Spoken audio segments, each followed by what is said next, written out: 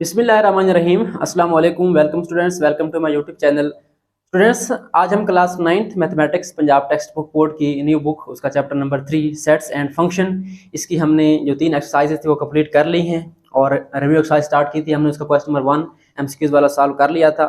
तो आज हमने इसका नेक्स्ट क्वेश्चन स्टार्ट करना है। सो आज हम रिव्यू एक्सरसाइज 3 का क्वेश्चन नंबर 2 सॉल्व करने जा रहे हैं। तो ये क्वेश्चन बेसिकली पहले क्वेश्चन की रिविजन ही है, क्योंकि इस एक्सरसाइज का नाम ही रिव्यू एक्सरसाइज है। इसका मतलब क्या है, आपने वही चीज़ें दोबारा रिवाइज करनी है, उनकी दोहराई करनी है। तो मेरी ये सजेशन होगी कि आप इसको खुद करें। अगर आपसे नहीं होता तो आप देख सकते हैं, यहाँ पे मैं साथ करवा रहा हूँ आपको। फर्स्ट ऑफ ऑल स्टार्ट करते हैं, क्वेश्चन नंबर 2 की स्टेटमेंट रीड करते हैं। हमारे पास क्या है, right each of the following sets in tabular form. क्या करना है हमने, हमारे पास कुछ सेट्स गिवन है, उनको टेबुलर फॉर्म में राइट करना है। ये एग्जैक्टली वही सेम क्वेश्चन है जो पहले हम 3.1 में कर चुके हैं। तो आप जानते हैं कि सेट्स की 3 फॉर्म्स होती हैं। एक हमारे पास डिस्क्रिप्टिव फॉर्म होती है, जिसमें हम सेट को बयान करते हैं उसके नेम से, ठीक है। एक हमारे पास होती है टेबुलर फॉर्म, जिसमें हम सेट के एलिमेंट को 1 बाय 1 करली ब्रैकेट्स के अंदर राइट करते हैं। और एक लास्ट होती है जिसको हम कहते हैं सेट बिल्डर फॉर्म। तो वो हमारे पास यहाँ पे गिवन है। अगर आप देखें, इसमें हम सेट्स को वेरिएबल के तौर पे एक अलजेब्रा का फार्मूला जो है इसमें ड्राइव करते हैं, उसको उस तरीके से बयान करते हैं। तो ये हमारे पास 3 टाइप्स हैं। हमारे पास गिवन कौन सी है, यहाँ पे सेट बिल्डर फॉर्म गिवन है। हमने क्या बनानी है यहाँ पे, टेबुलर फॉर्म, यानी इसके एलिमेंट्स को 1 बाय 1 राइट करना है। तो स्टार्ट करते हैं फर्स्ट पार्ट से। हमारे पास फर्स्ट पार्ट में अगर आप देखें क्या लिखा हुआ है, सेट है हमारे पास x such that x is equal to 2n। हमारे पास जो एलिमेंट्स हैं इस सेट के वो क्या है, वो 2n से बनते हैं। आगे उसने कॉमा लगाया, उसके बाद लिखा है n belongs to capital N, मतलब जो हमारे पास ये वाला n है, स्मॉल n, ये किसको बिलोंग करता है, सेट ऑफ नेचुरल नंबर। ठीक हो गया। तो ये हमारे पास एक अलजेब्रिक फॉर्म में गिवन है, फार्मूला गिवन है, हमने वहां से एलिमेंट बनाने हैं। चलिए स्टार्ट करते हैं। इसका हमारा जो फर्स्ट स्टेप है ये वाला मैं वैसे आपकी प्रैक्टिस के लिए कर रहा हूँ, ताकि आपको कंसेप्ट मिल जाए कि इसको हमने कैसे सॉल्व करना है। इसका जो फाइनल स्टेप होगा वो आपने लाजमी राइट करना है, वो इसका फाइनल आंसर होगा। ठीक है। तो हमारे पास जो एलिमेंट्स हैं वो कौन से हैं, 2n, मतलब 2 के मल्टीपल हैं, 2 को n से मल्टीप्लाई करें। बट यहाँ पे सवाल ये आता है कि n कहाँ से आएगा, n कौन सा नंबर होगा जिसको हम 2 से मल्टीप्लाई करेंगे। तो यहाँ पे क्लियर लिखा हुआ है आपका n belongs to natural number. Natural number आप जानते हैं, काउंटिंग नंबर्स, कुदरती अदाद, जो कि 1 से स्टार्ट होते हैं और आगे चलते रहते हैं, 1 2 3 एंड सो ऑन। तो क्या करना है आपने, फर्स्ट ऑफ ऑल आपने 2 राइट करना है। 2 के साथ n लिखा हुआ है, इसका मतलब 2 क्या हो रहा है, मल्टीप्लाई हो रहा है n के साथ। तो यहाँ पे हमने लिखना है 2 को मल्टीप्लाई करना है 1 से, फर्स्ट नेचुरल नंबर। उसके बाद 2 को हमने 2 से मल्टीप्लाई करना है। इस तरीके से आपने 2 को जो है 3 से मल्टीप्लाई करना है। आगे चलते जाएंगे आगे इस तरीके से, 2 को 4 से मल्टीप्लाई करें। अब सारे तो नहीं कर सकते हम, नेचुरल नंबर अनलिमिटेड है, कोई लिमिट नहीं है। तो यहाँ पे हम 3 डॉट लगा के इसको छोड़ देते हैं कि इस तरीके से हम चल रहे हैं आगे। तो इसका फाइनल आंसर आ जाएगा। फाइनल स्टेप क्या आएगा हमारे पास, 2 को 1 से मल्टीप्लाई करें 2 आता है, 2 को 2 से करें हमारे पास 4 आता है, 2 को 3 से मल्टीप्लाई करें 6 आता है, 2 को 4 से करें 8 आता है। मतलब ये है कि हमारे पास जो है इवन नंबर आ रहे हैं, 2 4 6 8 10, इस तरीके से आगे चलते जाएंगे। तो अपने 3 डॉट लगा के यहाँ पे इसको क्लोज कर देना है। ये हमारे पास जो है फर्स्ट पार्ट जो है वो टेबुलर फॉर्म में आ चुका है। उसके बाद सेकंड पे चलते हैं। हमारे पास सेकंड में बिल्कुल सेम चीज है, x such that x is equal to 2m plus 1। अब यहाँ पे अगेन हमारे पास एक फार्मूला गिवन है, 2 को m से मल्टीप्लाई करना है, फिर क्या करना है 1 प्लस करना है। और आगे क्या है, m belongs to natural number, m हमारे वही नेचुरल नंबर है। तो स्टार्ट करते हैं। फर्स्ट स्टेप में इसका फार्मूला बनाएंगे, 2m प्लस 1, मतलब 2 को हमने क्या करना है, m से मल्टीप्लाई करना है। m हमारा स्टार्ट हो रहा है नेचुरल नंबर 1 से, 2 को 1 से मल्टीप्लाई करें, फिर क्या करें, प्लस 1 कर दें। यहाँ पे क्या था, 2 को 1 से मल्टीप्लाई करना है सिर्फ, आगे कुछ नहीं था। यहाँ पे क्या है, प्लस 1 है, तो प्लस 1 भी साथ करते जाएंगे, एक्स्ट्रा काम। फिर 2 को आप क्या करें, यहाँ पे m की जगह 2 पुट करें, सेकंड नेचुरल नंबर, फिर प्लस 1 कर दें। इस तरीके से आप चलते जाएंगे, 2 को मल्टीप्लाई करेंगे 3 से और फिर प्लस 1 करेंगे, सो ऑन। आप जो है इस तरीके से इसको कंटिन्यू कर सकते हैं। अब इसका फाइनल आंसर लिखें। हमारे पास क्या आएगा, 2 1s are 2, 2 प्लस 1 क्या होता है, 3 होता है हमारे पास। उसके बाद 2 2s are 4, 4 प्लस 1 क्या बन जाएगा, 5। इस तरीके से 2 3s are 6, प्लस 1 क्या बन जाएगा, 7। इस तरीके से 2 4 8 प्लस 1 क्या बन जाएगा, 9। तो ये आपने यहाँ पे 3 डॉट लगा के इसको कंटिन्यू कर देना है। तो ये हमारे पास जो है सेकंड पार्ट का जो सेट था वो टेबुलर फॉर्म में आ चुका है, 3 5 7 9। ओके हो गया। अब हम चलते हैं इसके थर्ड पार्ट की तरफ। थर्ड पार्ट में भी सेम चीज़ है हमारे पास। यहाँ पे हमारे पास जो सेट है वो किस फॉर्म में गिवन है, सेट बिल्डर फॉर्म में। एक फार्मूला गिवन है, x such that x is equal to 11n, मतलब यहाँ पे क्या हो रहा है, 11 मल्टीप्लाई हो रहा है n से। तो n आगे क्या है, उसने कहा है n बिलोंग्स टू w। ठीक है, n जो है होल नंबर है, यानी यहाँ पे n 0 आएगा, क्योंकि होल नंबर 0 स्टार्ट होते हैं, 0 1 2 3। और आगे उसने एक और शर्त लिखी है, and n is less than 11। अब यहाँ पे देखिए तो लिमिट नहीं थी n की, नेचुरल नंबर है बट लिमिट नहीं है कि कहाँ तक है, हमने इसको कंटिन्यू कर दिया। ठीक है। बट यहाँ पे उसने क्या किया, n belongs to w whole number है and n is less than 11, मतलब 11 से छोटे हमने पुट करने हैं, 10 तक हम पुट कर सकते हैं। तो हम पुट करेंगे यहाँ पे 11 को क्या करेंगे, फर्स्ट ऑफ ऑल आप 0 से मल्टीप्लाई करेंगे क्योंकि यहाँ पे n बिलोंग्स टू w है। अगर यहाँ पे n belongs to natural number होता फिर यहाँ पे हम 1 मल्टीप्लाई करते हैं, बट फिलहाल हम क्या करेंगे, इसको 0 से मल्टीप्लाई करेंगे। उसके बाद 11 को आप क्या करेंगे, इस तरीके से 1 से मल्टीप्लाई करेंगे, सो ऑन 11 को 2 से मल्टीप्लाई करेंगे और इस तरीके से आप चलते जाएंगे, 3 से मल्टीप्लाई करेंगे। सिंपल मीन ये है कि आपने 11 वाला जो मल्टीप्लिकेशन टेबल है वो आपने राइट करना है और लास्ट क्या आएगा हमारे पास, 11 को हम मल्टीप्लाई करेंगे 10 से। यहाँ पे लिमिट भी आएगी, ये आपने ख्याल रखना है, ठीक है। पिछले क्वेश्चन में लिमिट नहीं थी, हमने कंटिन्यू कर दिया था, आगे आखिरी एलिमेंट नहीं लिखा था, लेकिन यहाँ पे लिमिट लिखनी है। तो इसका जो फाइनल आंसर आएगा वो क्या आएगा हमारे पास, 11 को 0 से मल्टीप्लाई करें 0 आएगा, 11 को 1 से करें 11 आएगा, 11 को 2 से करें 22 आएगा, 11 को 3 से करें 33 आएगा, 11 को 4 से करें 44 आएगा, 11 को 5 से करें 55 आएगा। इस तरीके से चलते जाएंगे आप। 11 को 6 से करें 66, 7 से करें 77, 8 से करें 88 और 9 से करें 99 और आखिर पे आएगा 10, तो ये बन जाएगा 11 मल्टीप्लाई 10 क्या होगा 110। तो ये हमारे पास जो है टेबुलर फॉर्म आ चुकी है इस सेट की थर्ड पार्ट की। आई होप सो आपको समझ आ गई होगी। बस ये ख्याल रखना यहाँ पे लिमिट आपकी गिवन है कि यहाँ से पीछे की तरफ आना है, ठीक है। उसके बाद नेक्स्ट फोर्थ पार्ट है, बिल्कुल सेम चीज है बट यहाँ पे आपका जो है मेथड डिफरेंट है। यहाँ पे लिखा हुआ है x such that x belongs to set E। अब यहाँ पे इक्वल नहीं है, इक्वल होगा तो मतलब हमने फार्मूला ओपन करना है इस तरीके से। अगर आपका बिलोंग्स टू आ जाए इसका मतलब आगे सिंपल सा सेट होगा, कोई नेचुरल होगा, इवन होगा, होल, प्राइम, कुछ भी हो सकता है। तो यहाँ पे ई लिखा हुआ है, ई का मतलब इवन नंबर। इवन नंबर कौन से होते हैं, 0, 2, 4, 6 जो हमने यहाँ पे राइट किए थे ये वाले, ठीक है। तो आगे कहता है, उसने शर्त दी है x is less then smaller than 6 के 6 से छोटे एंड ग्रेटर देन 4 से बड़े और 6 से छोटे। अब यहाँ पे नीचे लाइंस नहीं है, अगर लाइंस होंगी तो 4 शामिल हो जाएगा, अगर यहाँ पे लाइन होगी तो 6 शामिल हो जाएगा।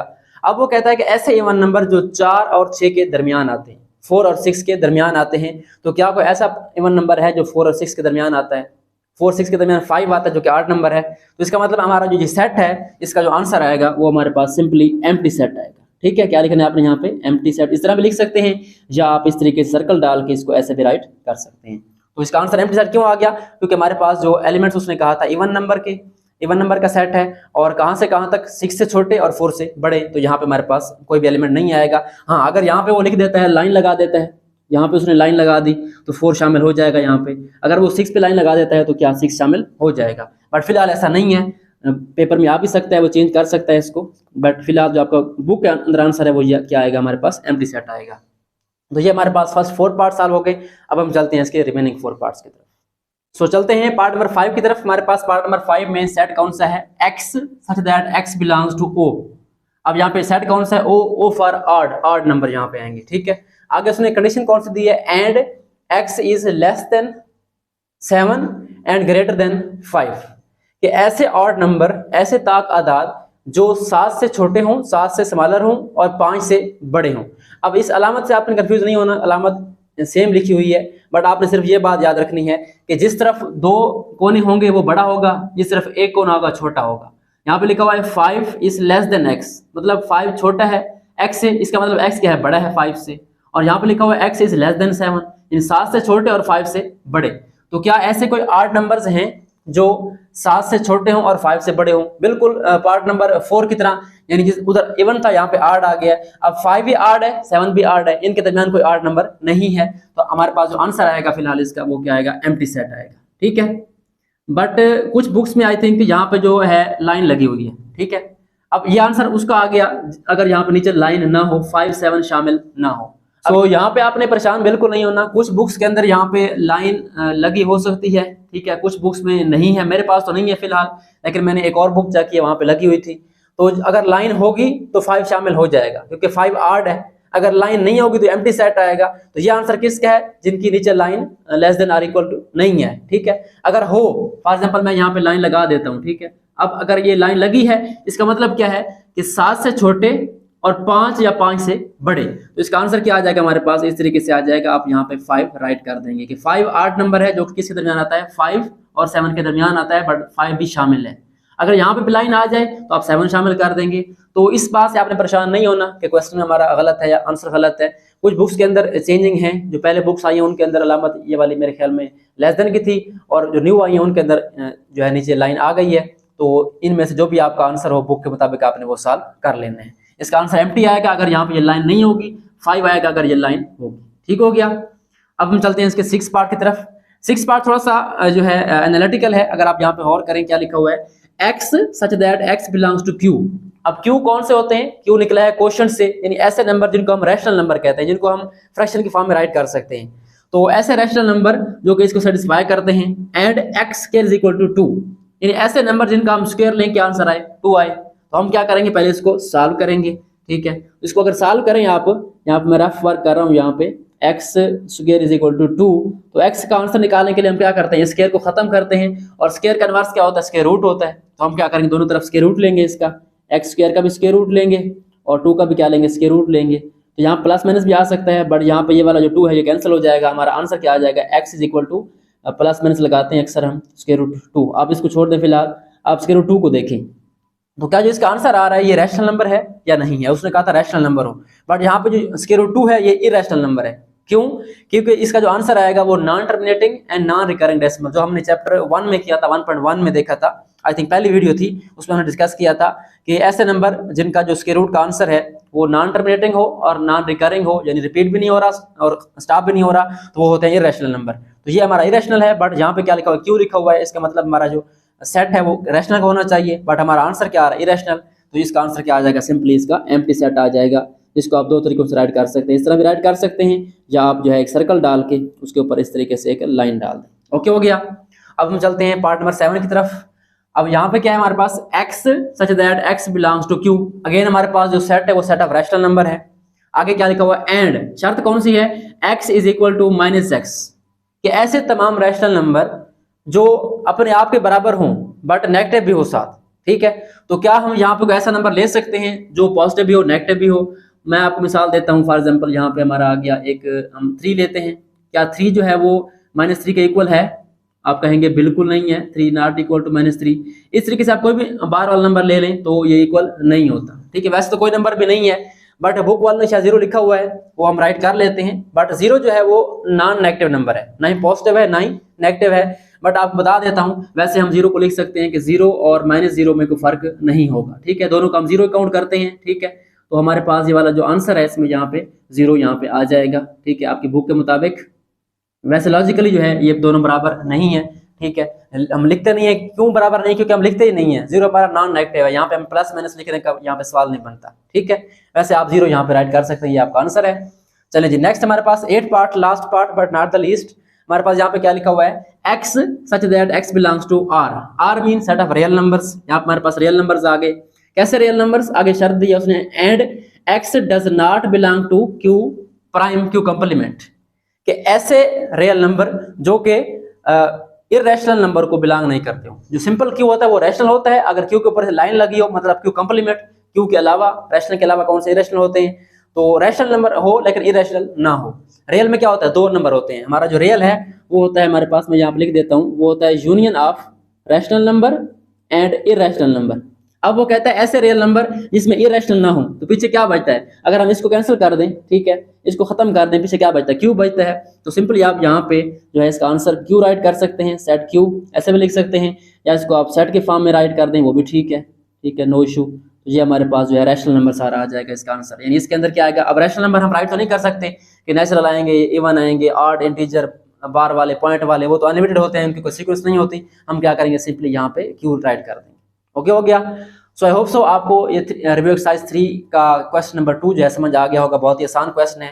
वैसे आप कोशिश करें इसको खुद करें, आगे वाले तमाम क्वेश्चन प्रैक्टिस करें, ताकि आपका जो कंसेप्ट है वो पहले से क्लियर है और मजीद बेहतर हो, क्योंकि मैथ जो है वो प्रैक्टिस से ही आती है। जितना आप प्रैक्टिस करेंगे, न्यू क्वेश्चन करेंगे, आपको उतनी जो है अच्छी अंडरस्टैंडिंग होगी, और आपका जो डर है मैथ से वो खत्म होगा और आपकी मैथ अच्छी होती जाएगी। सो आज के लिए इतना ही, मिलते हैं नेक्स्ट वीडियोस में जिसमें हम इसके रिमेनिंग क्वेश्चन सॉल्व करेंगे। तब तक के लिए अल्लाह हाफिज़, अपना ख्याल रखिए, खूब मेहनत कीजिए। Thanks for watching and don't forget to subscribe my channel.